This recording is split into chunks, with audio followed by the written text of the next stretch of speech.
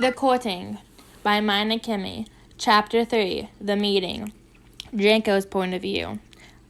"Toppy, I'm leaving," I said to my house elf. It might sound strange that I greet and say goodbye to my house elf, but I've been living alone with her for 3 months. After I took over as head of the Malfoy family so that father and mother could have a break and finally have a long vacation. Between working and doing paperwork, I didn't have time to leave and meet up with old friends, so I had plenty of time alone with Toppy.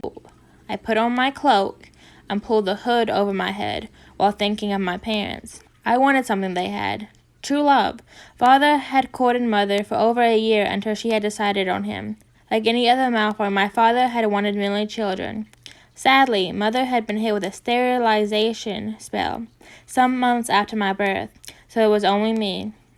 I loved my parents, I truly did, but I always felt that something was missing. Someone that would lie next to me in my bed, someone that would raise our children with me, someone that would love me like a lover. A mate. I had been looking for a submissive Veela since my 17th birthday, 9 months ago. I had found plenty, but there was always something. They were living too far away. They were mindless followers of the light, or they had no idea about tradition. So I was still looking for a submissive that would fit me and my standards. I had been also wondering myself why the Dark Lord didn't hold a meeting in 3 months.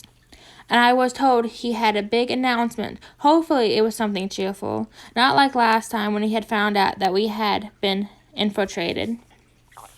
I stepped into the room, being a little early to socialize with other Death Eaters and take in the congratulations about me becoming a lord.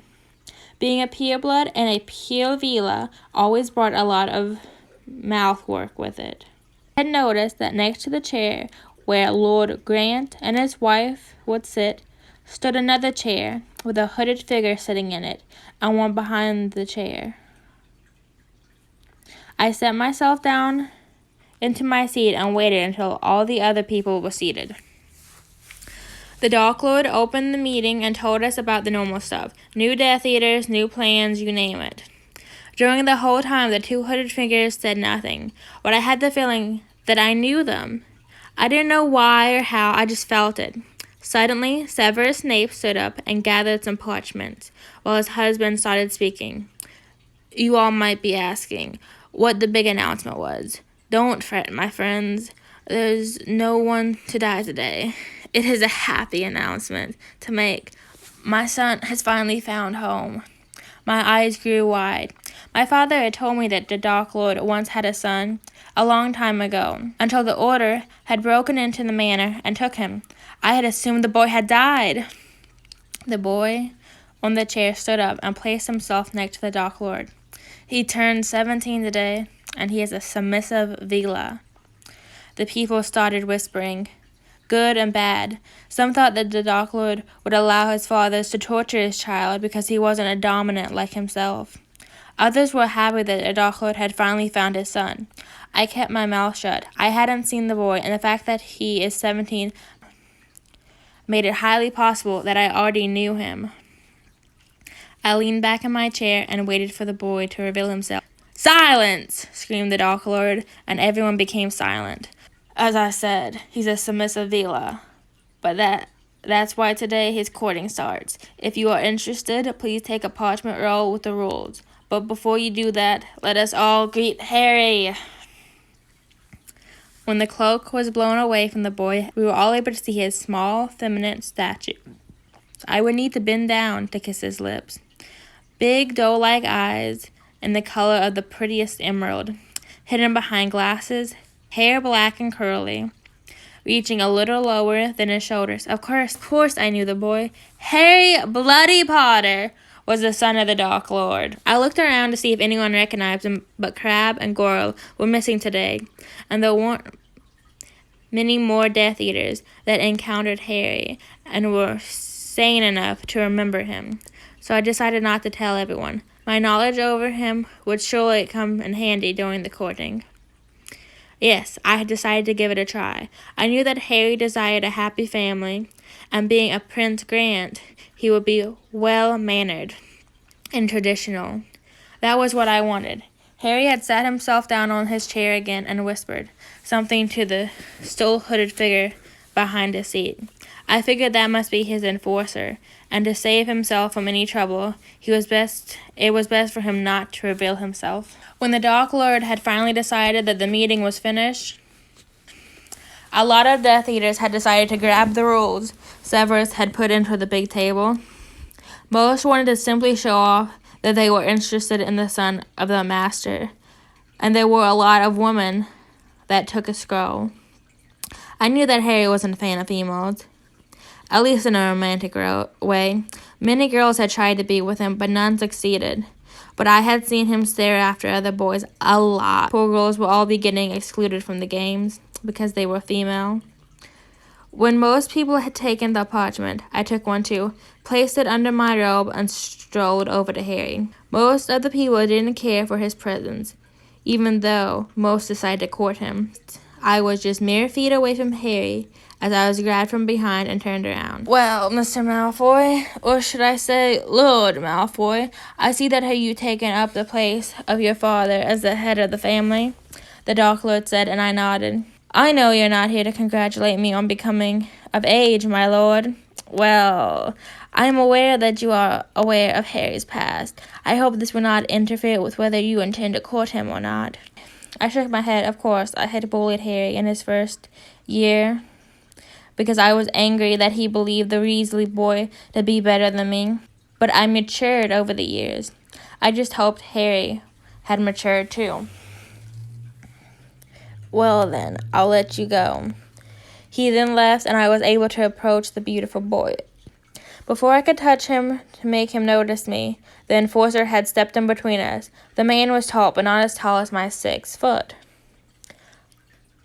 I'm sorry. I just wanted to talk to the young Lord Prince Grant. I hoped to impress the Veela by knowing the proper way.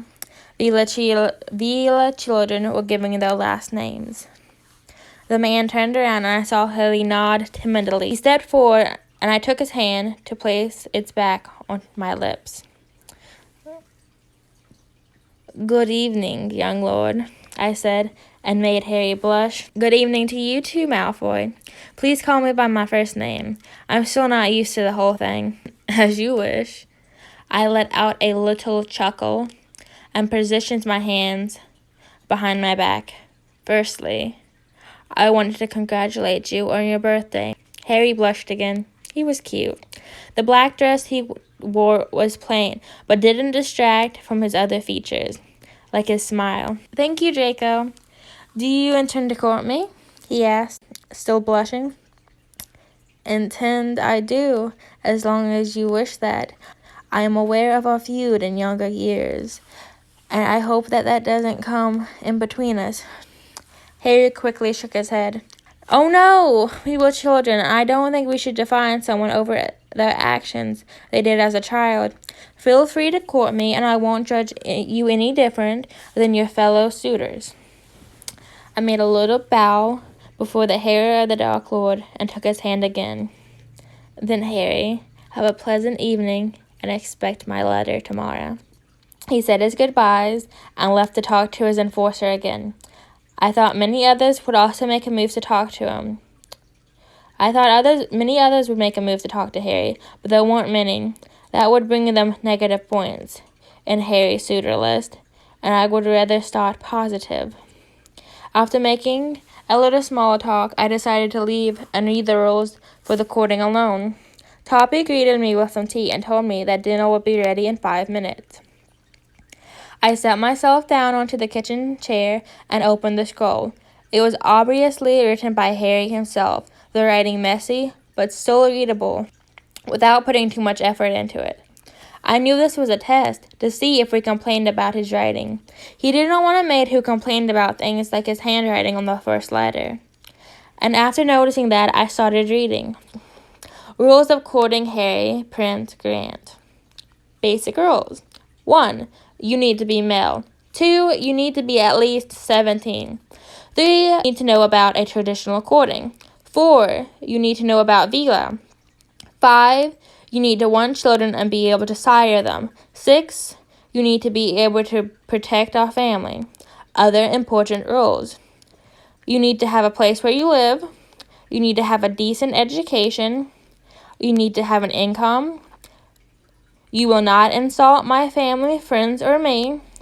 You need to back off if I don't answer your letters. You will not talk about your presents, plans, etc. to other suitors or people out of family, if not allowed. You will not try to court me after you have been eliminated. Other info. The task will be sent to you at the end of each month.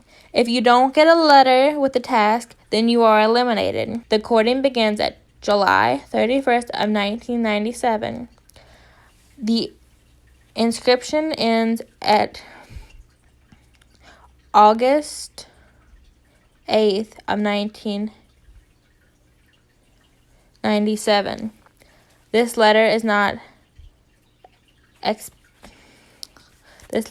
expectable. Be punctual whenever we ought to meet each other.